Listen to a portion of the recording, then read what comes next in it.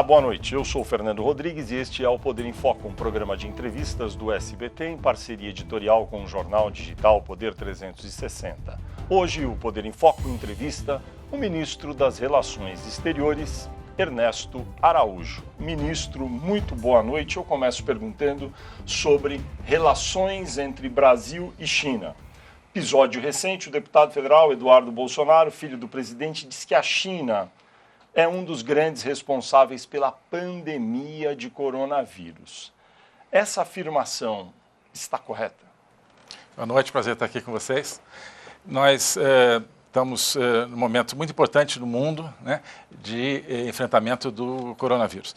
Então, é óbvio que nesse momento as pessoas, né, querem discutir todas as questões ligadas ao coronavírus. Há muitas opiniões ao redor do mundo. O principal é enfrentar a pandemia e enfrentar as consequências econômicas da pandemia. Então, esse episódio que está superado, acho que tem que ser visto nesse contexto, né, onde muitas pessoas ao redor do mundo estavam discutindo essa questão da origem, enfim, isso é uma coisa que é uma parte do debate mundial hoje, né, praticamente. Mas aqui no Brasil isso aí está superado, nossa relação com a China está excelente, a gente fez questão de deixar isso muito claro, eu deixei claro isso, acho que naquela nota que eu soltei, que para nós, em primeiro lugar, quer dizer, a opinião do deputado Eduardo Bolsonaro não é a opinião do governo e nós queremos e estamos trabalhando por uma excelente relação com a China. Depois disso houve um telefonema muito bom, o presidente da China, Xi Jinping, ligou para o presidente Bolsonaro, falaram de cooperação, falaram do desejo de ter uma relação muito profícua em todas as áreas, de modo que é isso. Eu gostaria até de perguntar sobre esse telefonema do presidente Bolsonaro com o presidente Xi Jinping, mas antes eu gostaria de perguntar para o senhor, porque há essa discussão no mundo todo sobre o surgimento do vírus, que foi em novembro na China, todos sabemos, e a China teve um comportamento de negação por um período e em fevereiro, de fato, daí tomou todas as providências que deveriam ter sido tomadas. Na sua avaliação, porque nos Estados Unidos se ouve muito, o presidente Donald Trump tem falado isso. O fato de a China ter esperado quase 2 meses para tomar alguma providência mais severa fez com que o mundo sofresse mais agora? Olha, eu não queria muito entrar nisso, assim, não teria condições de avaliar, né? Eu acho que há avaliações diferentes sobre esse aspecto, que requerem várias variáveis, vários elementos diferentes. Eu acho que no momento a gente realmente tem que se concentrar em evitar o máximo possível a propagação e, né, sempre reiterando muito, evitar que haja um colapso econômico mundial em decorrência disso, né? Acho que aí a própria OMS, enfim, toda a comunidade internacional, em determinado momento, sempre terá condições de né, discutir, digamos, lições que ficam, né, que terão ficado desse episódio, em termos né, de comunicação, mas acho que isso é para uma etapa. Agora, acho que não adianta muito a gente discutir essa questão. Exato.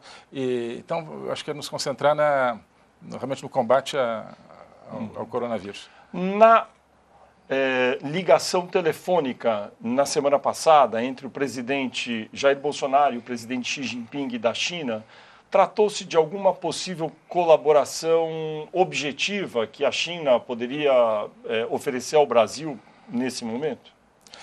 Não se falou de coisas muito específicas, mas a China, o presidente Xi se colocou à disposição para colaboração em equipamento e outros elementos aí de combate ao coronavírus. Há uma demanda mundial muito grande, né, por equipamento médico. Por exemplo, respiradores mecânicos, exato, não é isso? Exato. Quer dizer, eles não entraram muito nos detalhes disso, na especificação de quais mecanismos. Foi mais uma atitude muito construtiva, muito aberta de colaboração e não, quer dizer, não se entrou, digamos, em dizer se seria um determinado tipo de equipamento ou medicamento, não. Né? Nós estamos acompanhando, claro, com muita atenção, o presidente Bolsonaro está muito empenhado nisso, na questão da cloroquina, né? Que possa ser produzida em larga escala, está sendo testada aí no Hospital Albert Einstein, né? Que parece ser uma uma cura. Então, ele mencionou, o presidente, desculpe interromper, o presidente Bolsonaro mencionou esse interesse que ele tem atualmente pela cloroquina para o presidente Xi. Trataram desse tema? Como disse, na ocasião não, quer dizer, não se entrou em específicos de um produto ou outro, mas acho que ficou aberto essa disposição de ambos, né, de colaborar aí dentro da comunidade internacional para o enfrentamento. Acho que nós estamos colaborando muito com essa, digamos, proatividade aí no teste desse medicamento, que na França já se tem testado, nos Estados Unidos, né? Se isso realmente se comprovar, é algo que acho que dá uma esperança muito grande, um alento para as pessoas, né? A propósito, na quinta-feira, o presidente Jair Bolsonaro participou da reunião do chamado G20, o grupo de 20 países aí mais, enfim, ricos, vamos dizer assim, do mundo, e ele relatou que mostrou aos outros líderes mundiais até uma embalagem do remédio, da cloroquina que o Brasil fabrica. Como é que foi a reação dos líderes em relação a isso? A reunião basicamente foi cada líder com uma intervenção, fazendo uma intervenção, e nenhum chegou a comentar os outros, porque não houve tempo para depois uma interação, né, para uma segunda rodada, digamos, de intervenção. O senhor teve depois alguma, enfim, pergunta de algum país que tenha relação com o Brasil? Não, tivemos uma teleconferência com alguns chanceleres, é um grupo aí organizado pelo Canadá, que tem feito já várias teleconferências, tem o Canadá, Alemanha, Itália, União Europeia, Coreia, eu mencionei esse nosso interesse nesses testes, essa esperança de que seja uma cura realmente para os casos mais graves, sobretudo. As pessoas se interessaram, acho que todos já tinham um pouco de conhecimento disso, mas é importante colocar isso. Claro que cada país terá a sua política, os seus testes, mas se o Brasil realmente está assumindo a liderança, talvez junto com outros países, mas nós certamente, nessa busca porque eu acho muito interessante isso, né? E o presidente fez questão de mostrar isso. É algo concreto, porque a gente tem falado, e ali todos os líderes estavam falando, claro, queremos combater a propagação, E aí o presidente mostrou, olha, aqui nós estamos testando esse medicamento específico, né? Isso acho que é algo que dá uma concretude a esse esforço mundial. E nessa reunião, o presidente ouviu que os países todos, o esforço geral vai somar cerca de 5 trilhões de dólares. Isso é muito mais, 5 vezes mais do que foi em 2008, na crise do Lehman Brothers, quando quebrou um banco nos Estados Unidos, houve uma crise no mercado imobiliário enorme. Esse valor do mundo tem alguma expectativa que venha para ajudar o Brasil também, na sua avaliação, por meio de organismos multilaterais ou por meio de alguns países em doação direta? Olha, eu acho que isso vai ajudar, sobretudo, aquecendo a demanda mundial, né? Não tanto algo diretamente vindo para o Brasil. Quer dizer, nós teremos também as nossas medidas, né, de estímulo, todos os países terão em alguma medida, mas esses valores realmente são algo que esperamos que possa reviver a economia. Então, se aumentar a demanda nos Estados Unidos, na China, nos outros países, com esses mecanismos de estímulo, isso se comunica para nós, né? Através do comércio, através dos investimentos.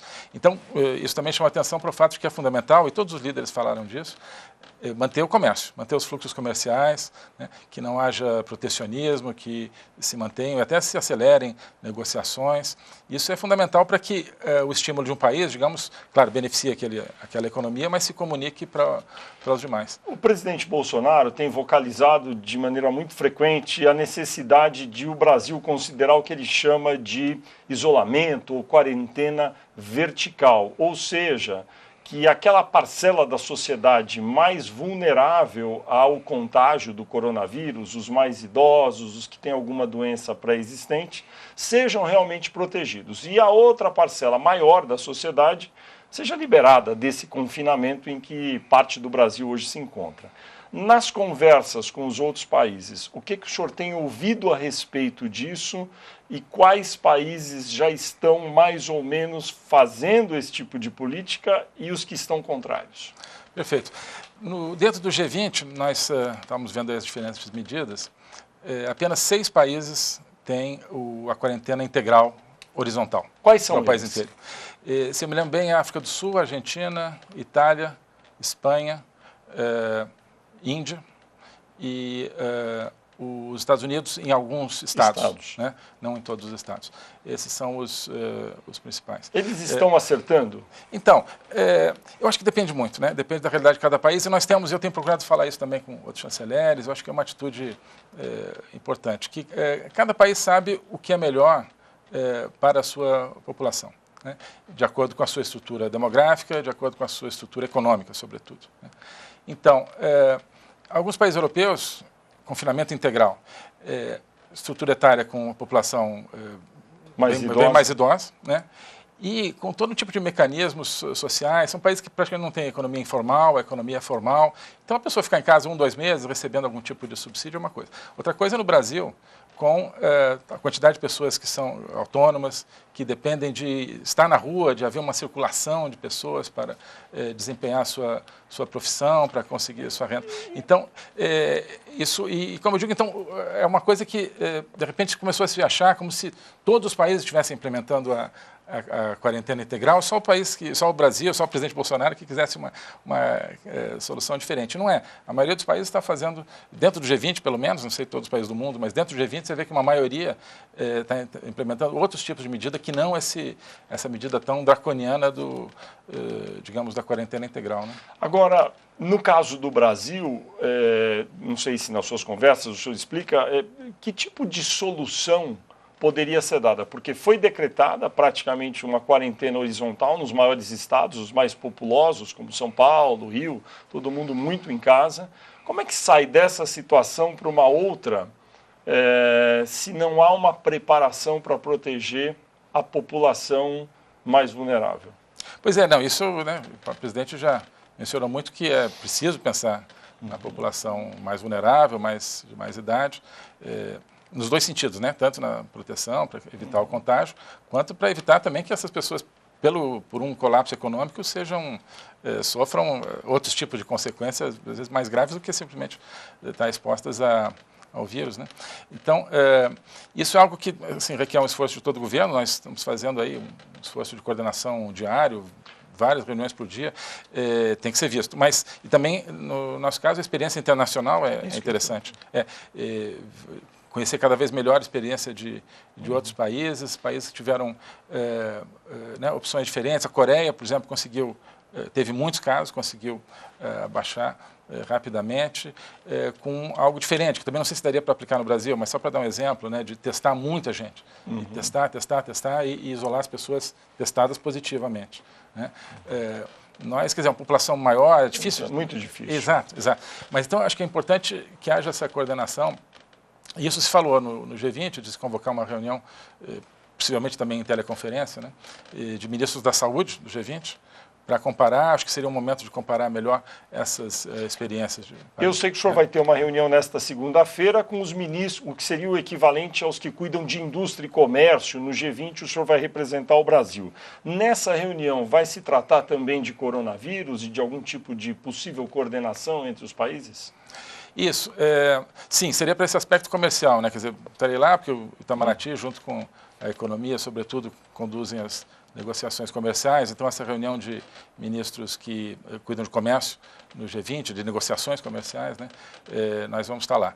E acho que o fundamental vai ser essa questão de evitar medidas restritivas ao comércio, manter os fluxos funcionando, manter as cadeias, né? Hoje, na economia globalizada, se um país interrompe determinado fluxo de insumos, isso afeta toda a cadeia. E tem algum país no G20 que descreveu algum país de tamanho continental como o Brasil? Eu não sei se seria o Canadá, Índia, que tem uma população grande e que experimenta esse tipo de confinamento mais chamado vertical, ou seja, só para as pessoas mais vulneráveis, e que tenha relatado alguma experiência bem-sucedida?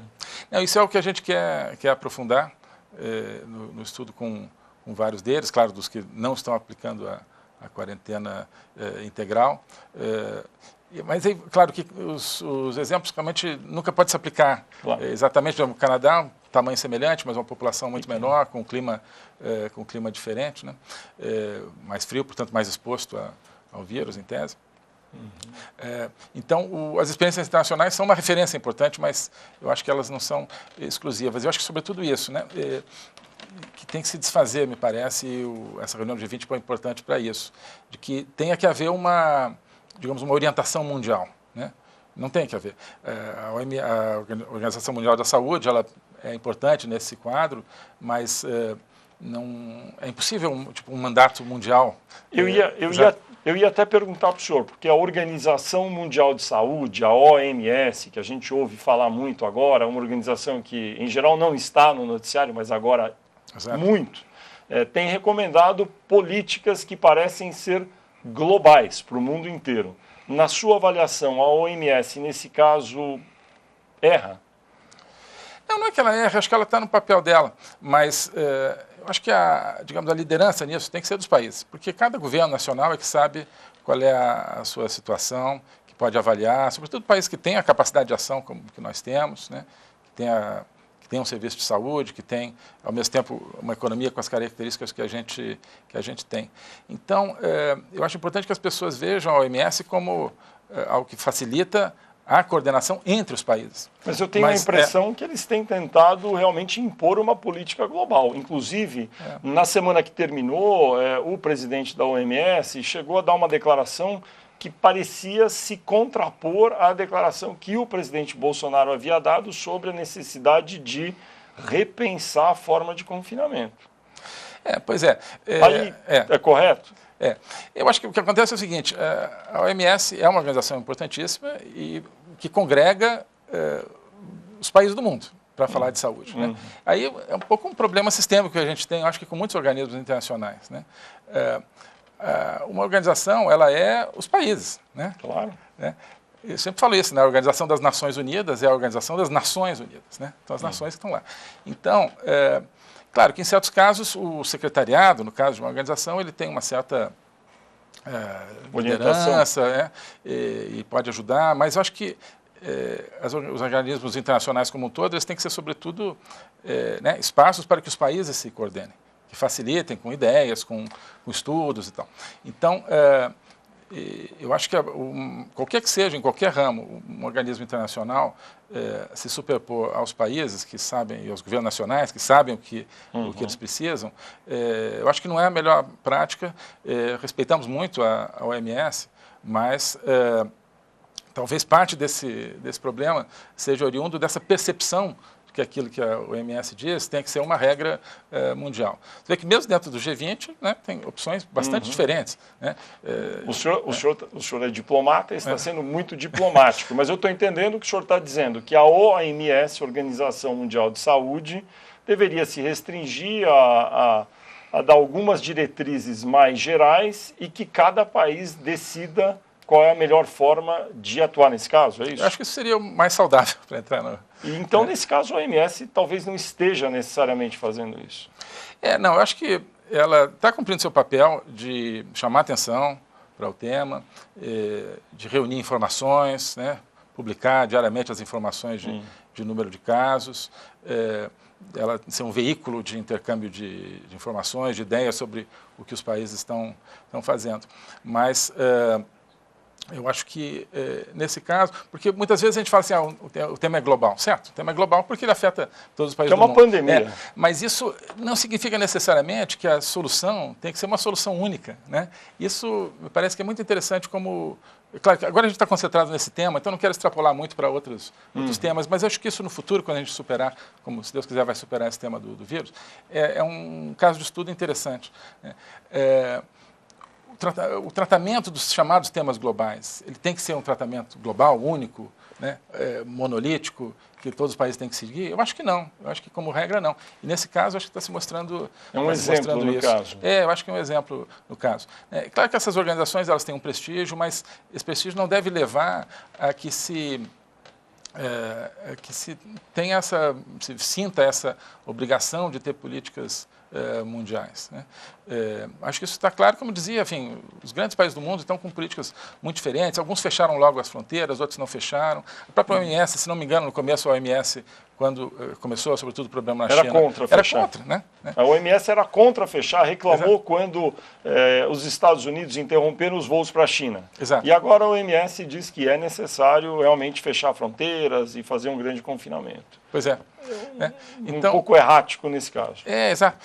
Então, eu acho que, né, os grandes países, em todos os países do mundo, no nosso caso, a gente está convencido que nós temos as condições de determinar quais são as melhores políticas. Há muitos brasileiros, milhares, até onde a gente saiba, que desejariam ser repatriados. O senhor teria alguma estatística, algum número de, neste fim de semana agora, quantos ainda estão no exterior, quantos poderão ser repatriados em breve?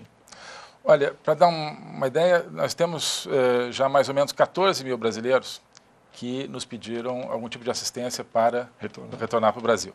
Desses 14 mil, 7 mil já voltaram, com ajuda do Itamaraty, do Ministério do Turismo também, da Embratur, do Ministério da Defesa. O Itamaraty está coordenando isso, centralizando isso, né? A coleta de informações sobre as pessoas. E a gente entra esta semana com aproximadamente quantos para serem repatriados em 7 dias? Aí? Faltando uns 7 mil, mais ou menos. Né?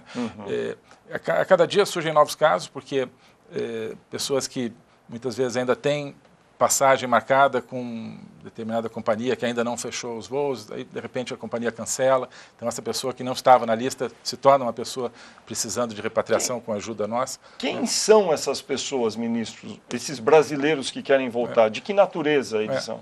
A grande maioria são turistas, né, que estavam em toda parte do mundo e de repente foram surpreendidos, sobretudo pelos cancelamentos de voos e pelo fechamento do espaço aéreo de muitos países. Onde estão eles? Olha, onde existe o maior número hoje, no momento, é em Portugal. Portugal. Em Portugal. Na América do Sul, em vários países, mas havia muitos no Peru, praticamente todos, a grande maioria que estava no Peru, nós já conseguimos ajudar a trazer de volta. No Equador, muitos. No México, muitos brasileiros, muitos que estavam fazendo turismo ali no Caribe, né? Mas também na Ásia, na Oceania, Austrália, Nova Zelândia, enfim, aí são números um pouco menores, esparsos. Né? E estamos procurando realmente identificar todos os brasileiros, um por um, que estejam precisando. Tem um formulário, né, no nosso site, nas nossas redes. Queremos saber todos os brasileiros, até o último conseguimos trazer de volta para o Brasil. Então, no endereço na internet do Itamaraty, Ministério das Relações Exteriores, é fácil de encontrar. Isso. A pessoa encontra um formulário, quem está no exterior, para preencher e poder, então, se candidatar a ser repatriado. É assim que funciona? Exato isso, né? Exatamente. A gente precisa saber onde estão as pessoas, em que condições estão, e aí procurar identificar os voos que poderão trazer. Nós estamos aí negociando muito com as companhias aéreas brasileiras, que estão sendo muito prestativas em ajudar. Obviamente que isso tem um custo. Quanto já custou trazer cerca de 7 mil brasileiros do exterior de volta para o Brasil? Quanto mais vai custar para trazer os outros e quem vai pagar? Essas pessoas que estão lá fora, às vezes estão até em dificuldades, porque ficaram mais do que previam, que poderiam ficar, elas também pagam alguma parte ou é tudo custeado pelo governo?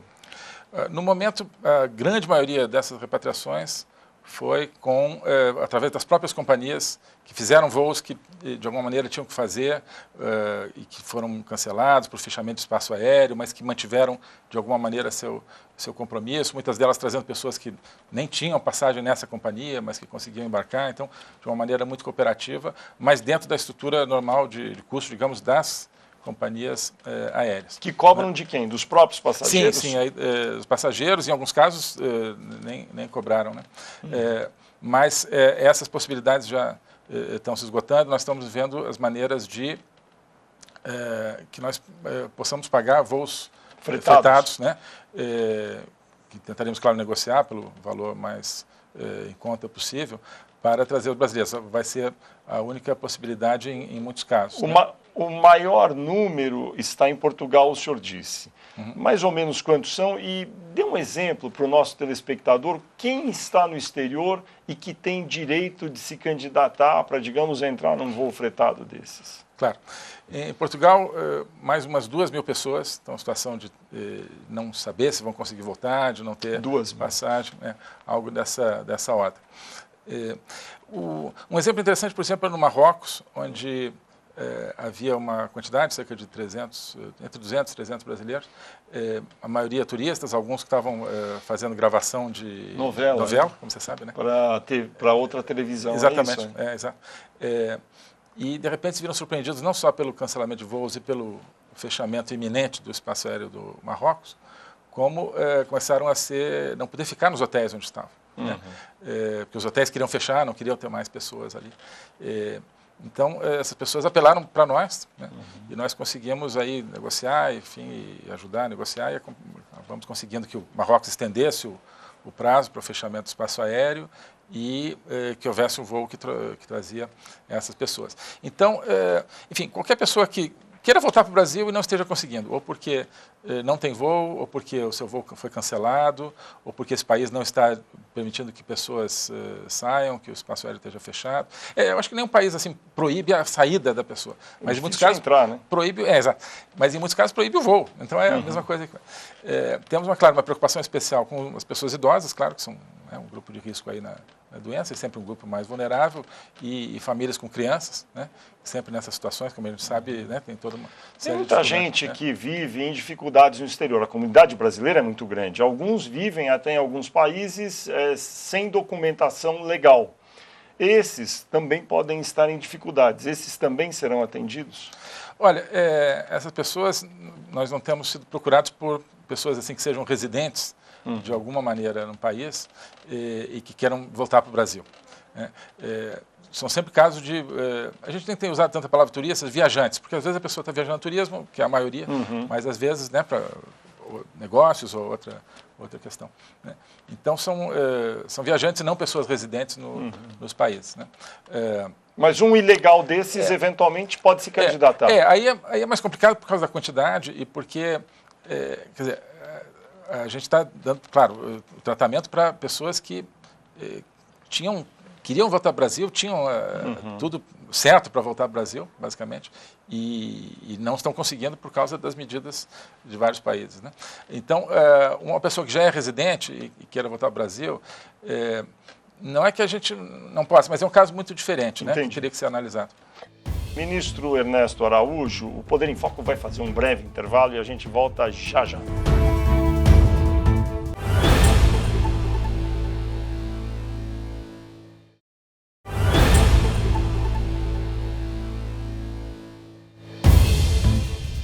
Estamos de volta com o Poder em Foco, um programa de entrevistas do SBT em parceria editorial com o jornal digital Poder 360. Nesta edição, eu entrevisto o ministro das Relações Exteriores, Ernesto Araújo. Ministro, vamos falar um pouco de ideologia, que é algo que vem sendo muito falado depois que o presidente Bolsonaro assumiu. Enfim, há muita discussão sobre isso. O senhor já vocalizou algumas vezes seus pensamentos, antes mesmo de ser ministro. O senhor mantinha um blog com artigos. E eu vou ler algumas frases daí para a gente comentar. Eu queria ouvi-lo sobre essas suas assertivas. Por exemplo, no passado, uma vez o senhor afirmou que havia um novo eixo socialista latino-americano sob os auspícios da China maoísta, referência a Mao Tse-tung, que iria dominar o mundo. Em que medida essa assertiva ainda permanece ou não válida? Olha, a questão da ideologia, nós não somos ideológicos, né? O que nós estamos é atentos para a ideologia, né? Então, essa assertiva não é uma questão da China em si, como governo chinês, como país. É como a ideologia maoísta. Por isso que talvez a expressão seja... mais importante é o maoísmo. Né? Existe hoje um neo-maoísmo em muitos lugares, existe uma tentativa de reviver o comunismo. As pessoas dizem, o comunismo acabou, mas há importantes pensadores hoje que continuam sendo comunistas e tendo um plano, né? E isso é que a gente está atento, né? Porque uma coisa é não ser ideológico como nós não somos, outra coisa é ignorar a ideologia. São coisas muito diferentes, né? O que acontecia, a meu ver, com a política externa brasileira? Era uma política totalmente fechada para essa percepção das ideologias. Se tornava uma política muito limitada, porque outros elementos aí, outras correntes, não necessariamente países, né, mas correntes ao redor do mundo atuam com determinados planos que são, chamemos assim, ideológicos. Né? Você ignorar esses planos, você ignorar a realidade de o que querem outros atores mundiais é algo que te limita muito. Eu perguntei da China, né, essa frase aqui antiga, justamente porque a China é um país que não tem democracia plena, enfim, podemos classificar, porque não tem liberdade de expressão, um monte de restrições, uma ditadura, mas pratica um capitalismo de Estado. Isso impede uma relação fluida e boa do Brasil com a China ou não? Não, então, nós estamos construindo uma relação muito boa com a China, muito proveitosa, portanto, não impede, quer dizer, eles têm uma estrutura, né, que é a deles, e nós temos a nossa, evidentemente, né, e é totalmente possível, acho que temos mostrado isso, é totalmente possível ter uma relação produtiva. Inclusive, a relação com a China, depois daquele episódio recente, do deputado Eduardo Bolsonaro, que a gente já citou, o senhor disse que foi tudo normalizado. O embaixador aqui em Brasília pediu desculpa, pediu que o governo pedisse desculpas, está tudo superado? Está tudo superado depois do telefonema dos dois presidentes, onde não se falou disso. Enfim, ficou claro que isso está superado, que nós queremos ter uma relação muito cooperativa com a China. Né? Então, voltando, quer dizer, são coisas muito diferentes. Quer dizer, a China como país, né, como parceiro comercial, parceiro de negócios e em muitas áreas com o Brasil. Por exemplo, tem um aspecto comercial, então, já que o senhor mencionou, que é a tecnologia 5G, que é a nova geração de conexão para telefones celulares e para a internet. Nos Estados Unidos, há uma restrição muito grande à tecnologia chinesa, que é representada sobretudo pela empresa Huawei. No Brasil, haverá alguma preocupação em relação a isso?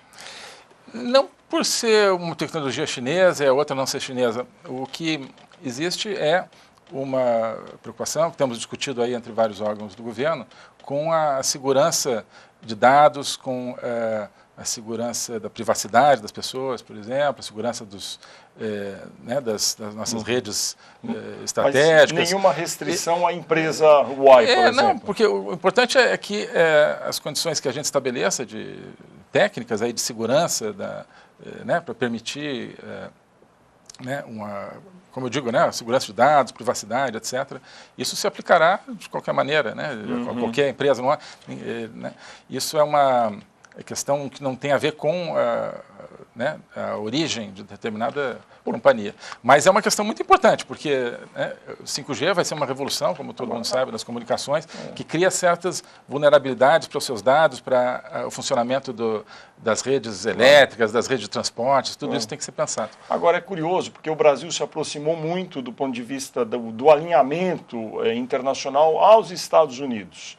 Nos Estados Unidos existe essa restrição grande à tecnologia chinesa, à empresa chinesa por lá. E, nesse caso, isso não vai se refletir, então, no Brasil, que vai continuar, pelo que eu estou entendendo, com uma boa relação com os Estados Unidos, mas não é por isso que vai impor essa restrição à China, é isso? A questão do 5G, nós não olhamos do ponto de vista nacional, né? Se é um país ou outro, se a empresa é de um país ou de outro. Nós olhamos do ponto de vista da segurança dos sistemas. Vão ser sistemas com, claro, muito mais capacidade, ao mesmo tempo com muito mais vulnerabilidade do que os sistemas 4G e 3G. Por que o senhor acha que os Estados Unidos estão tão restritivos? O presidente Donald Trump, em geral, fala isso. Aliás, ele até outro dia também chamava o coronavírus de China virus, né? O vírus da China, muito belicoso em relação à China. Claro. Enfim, a nossa aproximação com os Estados Unidos, que tem sido muito intensa e muito profícua, muito produtiva, ela não significa um problema nosso com a China, um afastamento da China. Então, e essa aproximação, claro que a gente escuta aquilo que os Estados Unidos dizem a respeito da China, aquilo que a China diz a respeito dos Estados Unidos e assim com outros atores. E isso não prejudica a relação do Brasil com a China, estar próximo dos Estados Unidos. Exato, nós não concebemos dessa maneira, acho que estamos mostrando isso, né, que nós podemos perfeitamente aumentar a nossa relação com os Estados Unidos, como estamos fazendo, sem detrimento da relação com a China. Isso me parece fundamental nesse quadro atual. Então, o fato da aproximação com os Estados Unidos não deve ser lido como nós aderindo a todas as posições americanas sobre a China ou sobre qualquer outro país. Não, né? Tem uma pergunta que todo mundo sempre faz sobre o governo do presidente Jair Bolsonaro, sobre a gestão da política de relações exteriores. Qual é, afinal, a influência real que tem o escritor Olavo de Carvalho sobre a política externa brasileira? Olha, você sabe, eu sou muito amigo do professor Olavo de Carvalho, respeito muito e admiro, né, li muitas coisas dele, né, é um filósofo, um pensador da maior importância. Mas não há uma influência direta sobre a nossa política externa, acho que sobre nenhuma outra área.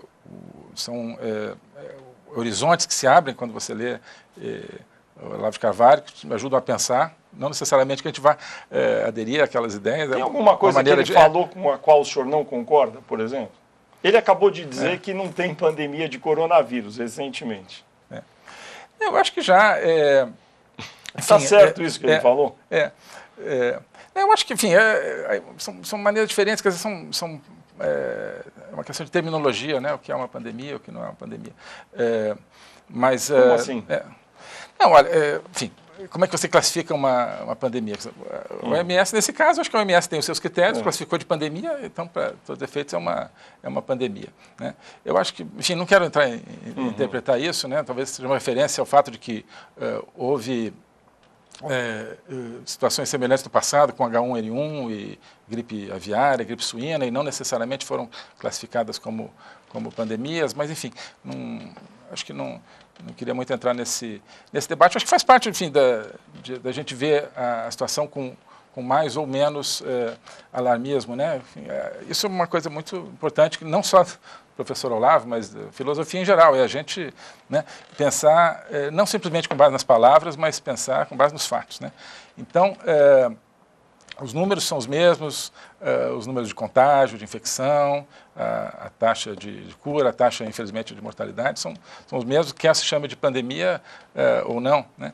Então, o importante é lidar com os fatos. É claro que quando se fala em pandemia, esse que talvez seja uma parte do problema. Não estou negando que seja pandemia, porque, como falei, é classificado como pandemia, não estou contestando isso. Mas, quando se fala em pandemia, as pessoas começam a pensar aquilo que a gente falou antes. Não, então precisamos ter uma norma mundial, precisamos ter a OMS determinando o que os países vão fazer. E isso não necessariamente, só porque a palavra pandemia acende uma determinado tipo de pensamento, né? Nessa área ainda de, enfim, questões que contrapõem grupos que pensam diferente, ideologias diferentes, há uma crítica sempre muito grande do governo Bolsonaro em relação à mídia jornalística. Qual é a sua avaliação sobre o trabalho da indústria de mídia jornalística no Brasil hoje? Olha, eu acho que com muitas exceções, entre elas aqui o seu programa, o que acontece é o seguinte: muitos órgãos de mídia que carregam uma respeitabilidade do passado, com seus nomes, né, com os nomes dos seus jornais, das suas televisões, eles assumiram uma determinada linha política. O que está bem, mas eles se colocam como órgãos neutros, que estão reportando a realidade, né? Quando, em muitos casos, eles assumiram uma linha política. Então, isso engana as pessoas, porque uma coisa é você ler um boletim de um partido XYZ. Você sabe que aquele boletim está refletindo as posições e percepções daquele partido, né? Outra coisa é você ler um jornal que carrega esse prestígio de ser um órgão neutro, de ser um órgão informativo, que tem uma linha, né? Que tem uma linha sistemática, né?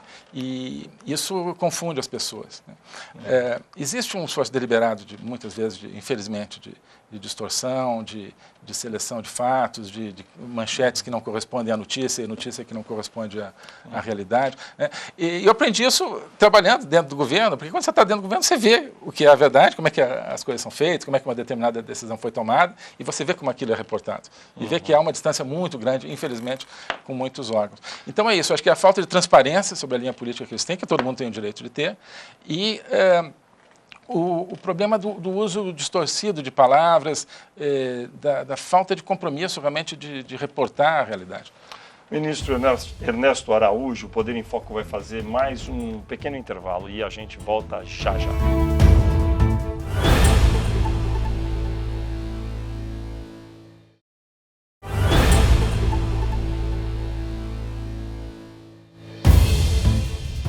O Poder em Foco está de volta. Este é um programa de entrevistas do SBT em parceria editorial com o jornal digital Poder 360. Nesta edição eu converso com o ministro das Relações Exteriores, Ernesto Araújo.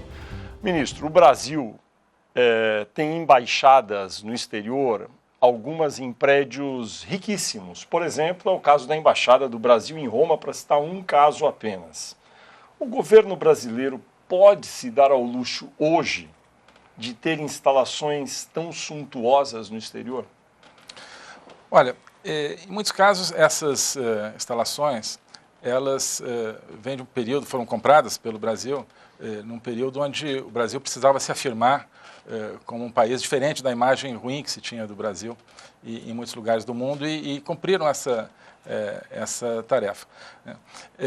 Mas hoje, como já são próprio nacional, já são, pertencem ao Brasil, nós, nesses lugares, por exemplo, se fôssemos mudar de instalação, para ter uma instalação, acabaríamos gastando o mesmo que gastamos hoje para ir, às vezes, para um lugar alugado, ou, não haveria uma economia de custos, porque hoje, claro, se fôssemos comprar esses palácios seria algo proibitivo, mas já são, no Brasil. Então, o custo de mantê-los não é muito diferente do custo que seria para mudar e alugar uma instalação mais simples. Então, e acho que eles ainda cumprem o papel de colocar a presença do Brasil de uma maneira diferenciada em alguns lugares. O Brasil tem tradição de enviar diplomatas do Itamaraty para serem embaixadores no exterior. Nos Estados Unidos, cerca de 1/3 dos embaixadores nem tem carreira diplomática, é uma tradição deles lá. No Brasil, a escolha que sempre foi feita de ter a carreira dos diplomatas para serem embaixadores e só exceções não serem da carreira da diplomacia, poderia ser mudada ou o senhor acha que é apropriado assim? Olha, as coisas no Brasil evoluíram dessa maneira. É claro que não há nenhuma norma legal ou constitucional. Quer dizer, a escolha de um embaixador é uma escolha do presidente da República, que pode escolher qualquer brasileiro com mais de 35 anos. Seria apropriado que um presidente, não digo atual, ou outros, escolhessem mais pessoas da sociedade para representar o Brasil no exterior e não propriamente do Itamaraty? Eu acho que não teria problema nenhum. Eu acho que a ideia de que o embaixador tem que preferencialmente ser alguém da carreira diplomática, ela é parte de um conjunto de ideias assim que ao longo de décadas isolaram muito o Itamaraty do resto da sociedade brasileira, isolaram o Itamaraty do povo brasileiro. Eu não estou dizendo que não deva ser assim, eu acho que temos quadros da melhor qualidade, que cumprem essas funções da melhor maneira, mas a ideia de que isso é uma obrigatoriedade e de que não é normal você ter, eu acho que não é bom, porque é esse isolamento em relação à sociedade e uma concepção equivocada da diplomacia, como se fosse uma atividade técnica. É claro que, em alguns casos, exige um conhecimento, uma vivência de negociações, sobretudo nos organismos, na Organização Mundial de Comércio, por exemplo. Mas o exercício da função de embaixador não é um exercício técnico, ele é político. O embaixador ele é um representante pessoal do chefe de Estado junto ao outro chefe de Estado, pela Convenção de Viena, não pela nossa lei.